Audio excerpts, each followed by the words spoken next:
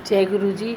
Actually जब मैं शुरू में गुरु जी के पास आई थी ना, तो गुरु जी ने मुझे बताया था कि एक पिक्चर होती 3 घंटे की। सबसे पहले ना ट्रेलर दिखाया जाता है, फिर ट्रेलर के बाद एक्चुअल स्टोरी शुरू होती है। हमने ट्रेलर तो देख लिया, बस ट्रेलर तक पहुंचने के लिए एक्चुअल स्टोरी तो देखनी पड़ेगी ना। तो गुरु जी ने मुझे बोला था कि मेरी लीला बिल्कुल ऐसी है, जब तुम आते हो तो मैं ट्रेलर दिखाता हूँ कि तुम्हारे लिए मैंने ये सब रखा है, तुम्हें दूंगा, ये पक्की बात है। लेकिन फिर एक्चुअल स्टोरी शुरू होती है। अब कर्मास कटाओ ये पाने के लिए जो मैंने तुम्हें दिखाया है।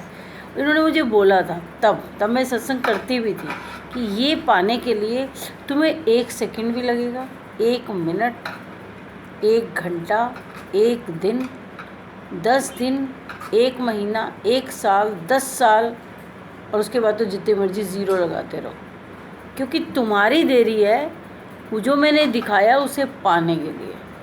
पहले मैं पिछला हिसाब देखूंगा तुमने क्या किया है, अगर कुछ है तो पहले पिछला कटवाऊंगा, फिर प्रेजेंट में देखूंगा कि जो मैं तुम्हें दे रहा हूँ वो तुम्हें पकड़ना आ गया है, सही से रखना आ गया है, तो फिर तुम्हें आगे भेजूंगा कि तुम उसे लायक हो, जो तुमने मुझे दिया वो संभाल लोगे।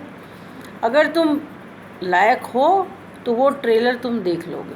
लेकिन वो जो ट्रेलर है ना, वो कभी कभी लोग 3 जन्म लग जाते हैं उनको समझने में, और कभी कभी इसी जन्म में सब कुछ। लेकिन मैं 99.9% लोगों को इस जन्म में कर्म कटा के अगले जन्म में लेके जाऊंगा, ये पक्की बात है।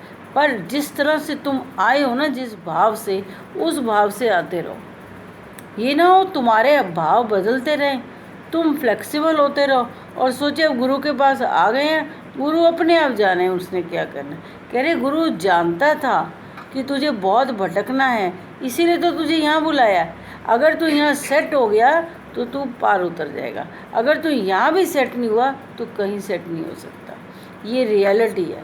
तो मैं ये कहती थी गुरु जी इतनी देर तक तो कोई पेशेंस ही नहीं रखेगा। कह रहे वो तो नहीं है ना, इसीलिए तो लंगर रखा, खाओ और अपनी पेशेंस बढ़ाओ। पेशेंस बढ़ाते बढ़ाते जब पेशेंस बहुत भर जाएगी ना, तो ये जो ज़िंदगी है ना, ये फटाफट निकल जाएगी।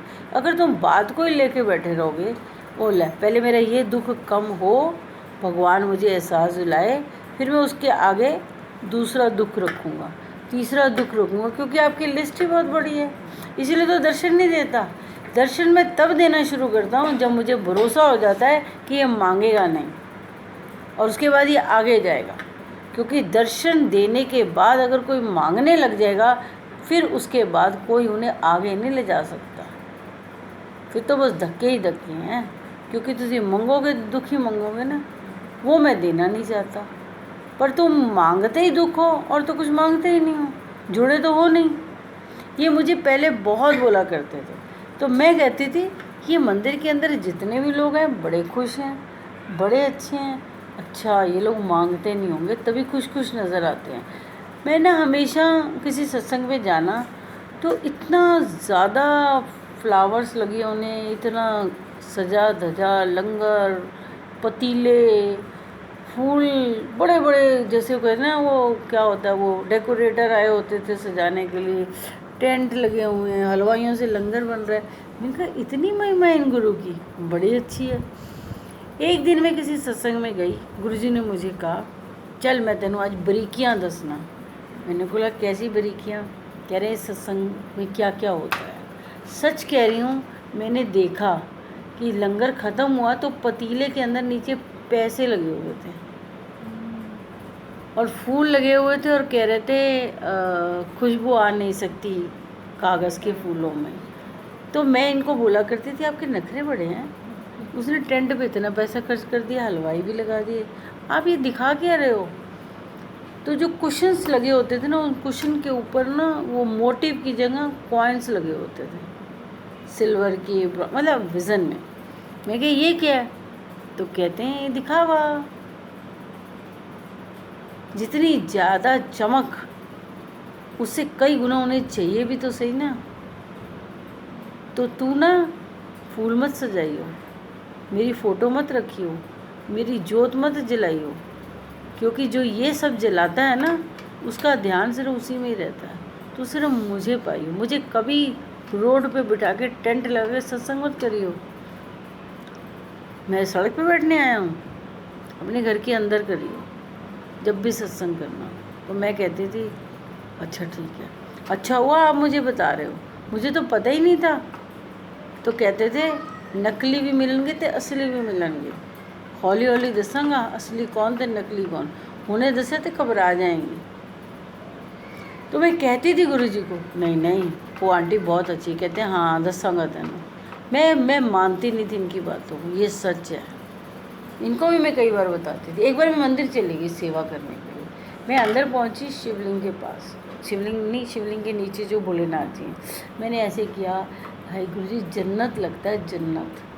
कह रहे क्योंकि तूने हवा देखी प्योर है, लंगर देखा प्योर है, गुरु जी प्योर है, संगत प्योर है, यही देखती है ना सारा दिन, तो इसलिए तुझे ऐसे लगता है ये जन्नत है। पर जिस दिन तू लोगों की तरफ देखना शुरू कर देगी, यही मंदिर तुझे जन्नत नहीं लगेगा, तेरी आंखों में जन्नत है। तो मैंने देखा ऊपर से ओम की वर्षा हो रही है, मुझे बड़ी खुशी होती थी। ओम की वर्षा इस मंदिर पे। क्षमता आंटी नजर आई, मैं कहा क्षमता आंटी सुनो इधर आओ, देखो ओम गिर रहे हैं, आंटी मुझे दिख रहे हैं। फिर मैंने किसी और आंटी को बोला सुनो ओम दिख रहे हैं, आप कबूल करोगे तो ओम दिखेंगे ना, अगर आप बोलोगे झूठ बोल रही है ऐसे कैसे ओम दिख सकते हैं इस मंदिर के अंदर। खुद ही तो आप लोगों ने बताया गुरु जी कुछ भी कर सकते हैं, तो आपको ओम नहीं दिख रहे। तो गुरु जी ऐसे करते थे, छटाक छठ परे आजा मेरे मगर मगर, किसी से मगर ना जाए। ये सच है, मगर उन्होंने खुद लगाया, लेकिन मुझे भी 2 साल लग गए ये सब जानने में। कुटिया में बैठा करते थे, ये सच है।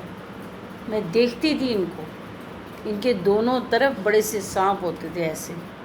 तो मैंने बोला वाह, कह रहे होर की लोग की सिक्योरिटी गार्ड रखने ने, मेरे तो यही गार्ड ने मेरे नाल रहने ना हर वेले।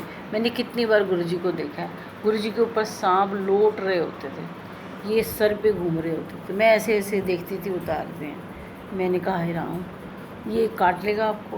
कह रहे नहीं, जो नेगेटिविटी लोग छोड़ जाते हैं वो मेरे ऊपर आती है। अब मैं चोले में नहीं हूँ ना, चोले में था तो सबसे टांगे दबवाता था, सबसे सेवा कराता था, तब नेगेटिविटी निकलती।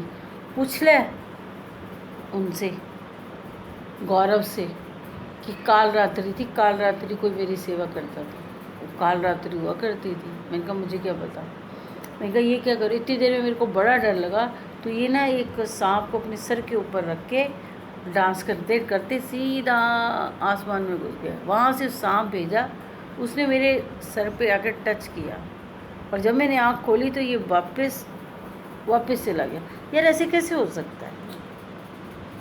मैं 2 साल ये सब बातों पे बिलीव नहीं करती थी। मैं सोचती थी पता नहीं क्या कर रहे हैं, ये छोटी बातें नहीं थी, पर उन्होंने समझने ही नहीं दिया। अगर मैं बुद्धू रहूँगी तो ही तो आगे जाऊँगी।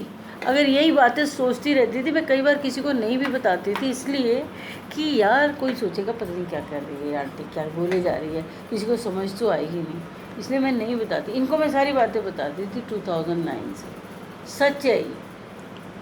फिर उसके बाद मैंने देखना उस समाधि के ऊपर सांपों ने ओवरलैप करना। एक दिन मैंने देखा कि पूरे आसमान में सांपों ने जाल बना दिया ऑरेंज कलर का।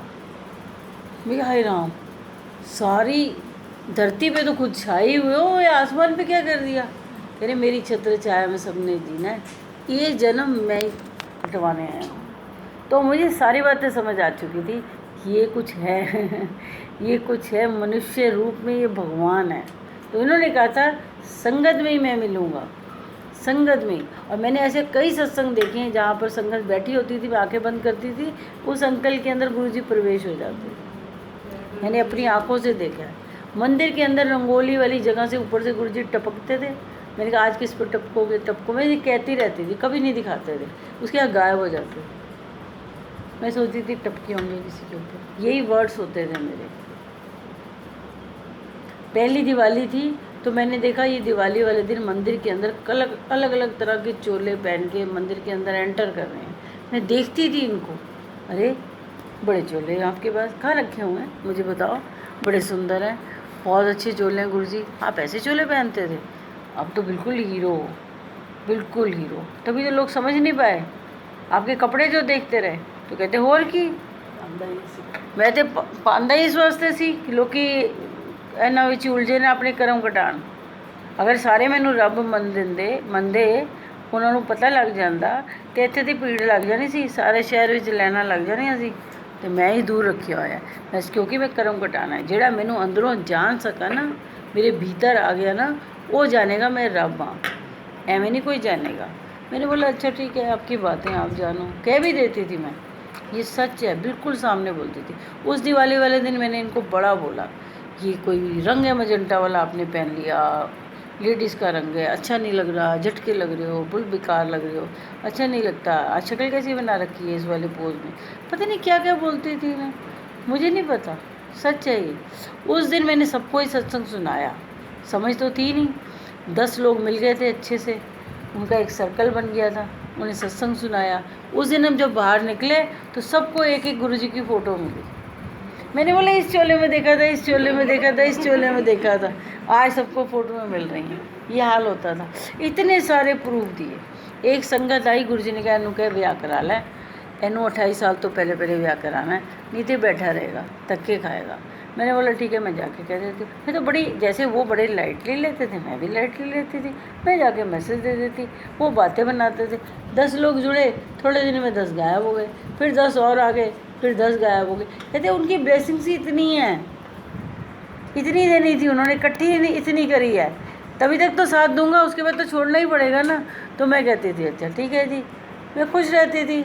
10-10, 20-20 लोगों का एक गुट बना देते थे, सत्संग करती थी, थोड़े दिन चलता था, फिर गायब हो जाते थे, फिर गायब हो जाते। अब इतने साल हो गए ये सब करते हुए, इस बार गुरुजी ने ज़्यादा ही क्लोज़ कर दिया लोगों को, 20-25 लोगों को। उसके बाद बहुत ज़्यादा उनके कर्म कटवाने के लिए मुझे उनके सत्संग दिखाने लग गए, उनसे फैमिली रिलेशन बना दिए। ऐसा झटका मारा उन्होंने, ऐसा झटका मारा, तोड़ के रख दिया।